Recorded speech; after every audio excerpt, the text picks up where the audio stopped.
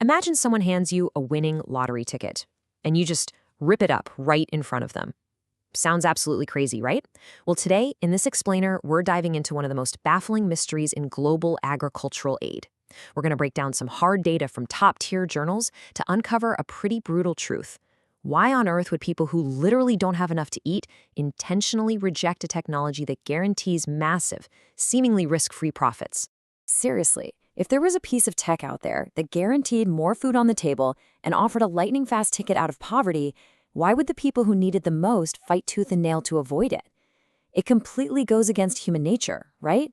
We're supposed to seek out things that help us. But as you'll see, behind this totally counterintuitive behavior lies a deeply calculated, downright cold-blooded logic for survival. 24%.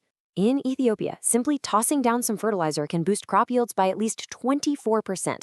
I mean, that is pure extra profit. In a region that constantly battles famine, a 24% bump isn't just nice to have, it's a massive windfall. It's literally a lifeline to pull a family out of grinding poverty. But here is where the data just slaps you in the face.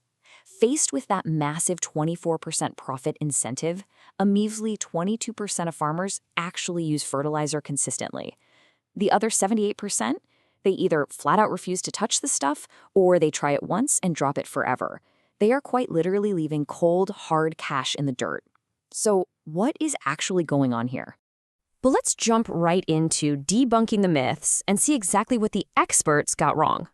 For decades, the prevailing expert opinion was, frankly, dripping with assumptions.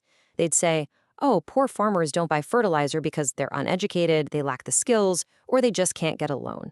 Yeah, completely wrong. The brutal truth? They know exactly how to use it, and credit is practically everywhere. They're rejecting the fertilizer for one simple, terrifying reason.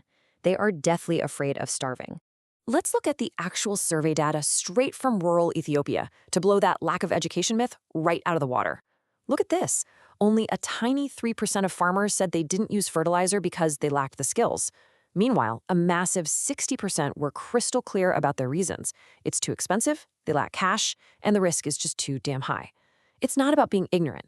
It's about being terrified of the financial cliff.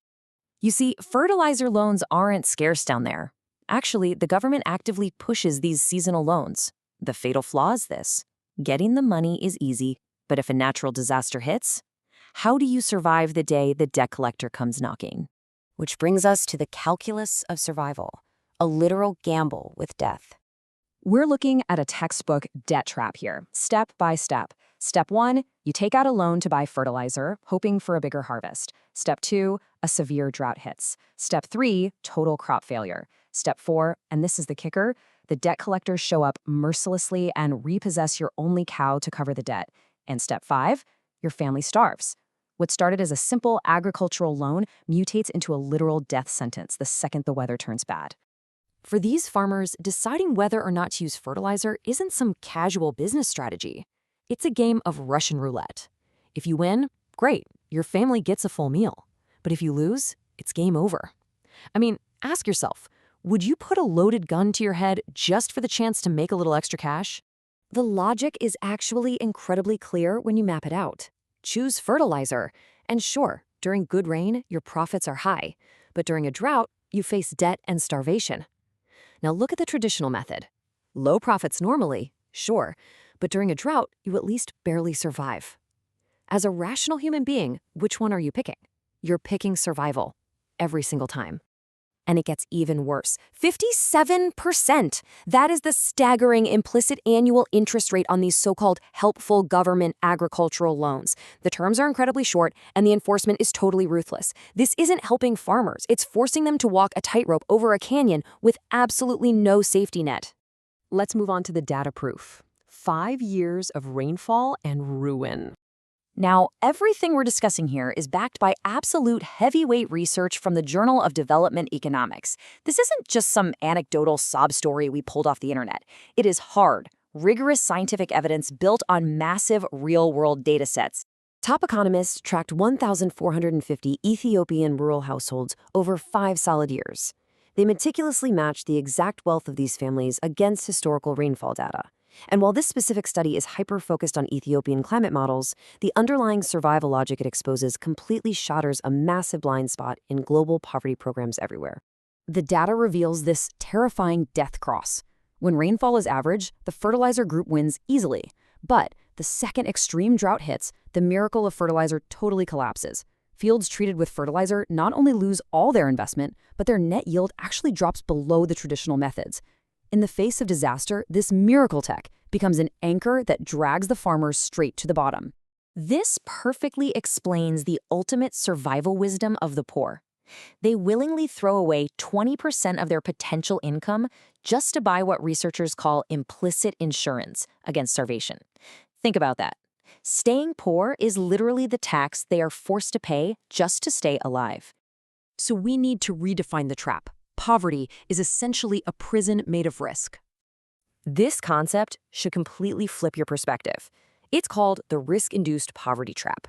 Being poor isn't a failure of effort, and it certainly isn't a failure of intelligence. Staying poor is actually a perfectly rational, bulletproof strategy to avoid fatal risk. The true architecture of this poverty trap is built on a few critical systemic failures. There are no safety nets or crop insurance. The loan enforcement is punishing and unforgiving. This system forces farmers to choose between basic safety and higher profit. And the result? A self-perpetuating cycle of extremely low yields. The problem isn't the farmer. The problem is the broken system they're forced to operate in. This incredibly important research is a direct challenge to decades of mainstream microfinance theory. It's a huge wake-up call for global charities.